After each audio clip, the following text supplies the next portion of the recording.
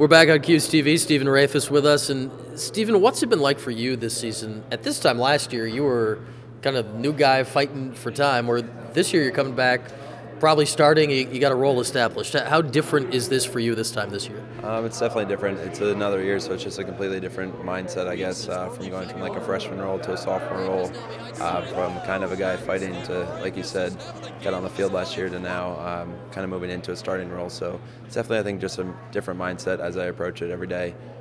Kind of still obviously learning the offense, but trying to bring younger guys along as well as keep learning. So it's definitely a good year so far. How'd you notice that changing as last year went along? Because your role kind of increased until you played a lot in the playoff games too. As you mentioned this year, you're one of the veterans coming back on offense. I think it's just getting more comfortable every day. Last year, as the season progressed, I think it was kind of after the Cornell game, I started to get a lot more comfortable just on offense, learning from the other guys like Nick, Sergio, and Jordan. So now it's kind of just trying to build off of that, I would say. You mentioned those three, and especially Sergio Salcido out there, Nick Mariano. Those guys kind of drove things last year from the midfield. How different does the offense feel without those two guys out there at this point this year? It's definitely different. I mean, you can't replace guys like that. They're both first-team All-Americans, and they just bring a lot to the table, both from a leadership standpoint and a skills standpoint. So I think the offense is definitely younger this year, but we've got Jamie returning from the first line last year. We've got Nate and Brendan Marbury, who both started on attack last year. So definitely different, but also the same in a way, just through those guys and through the offense that we run. We still have Coach Donahue and Coach Sesko directing us and telling us kind of what to do. So I think you'll definitely see some differences, but also some similarities. Does it feel a little more attack-driven right now? Because you mentioned Jamie Trimboli, but there's a lot of youth on the midfield line right now, and the vets maybe are more on the attack at the moment. Yeah, definitely. I think with Nate and Brendan returning, and also Voight and myself saw some time last year.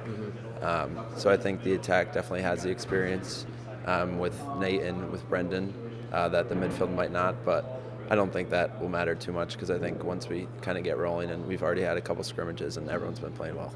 All right, 2 scrimmages in already, which is unusual here because of how the fall went. So what have you learned out of these first 2 scrimmages? I mean, it's definitely been an adjustment. I think we've come out a little bit, not flat, but I think just trying to get our feet under us.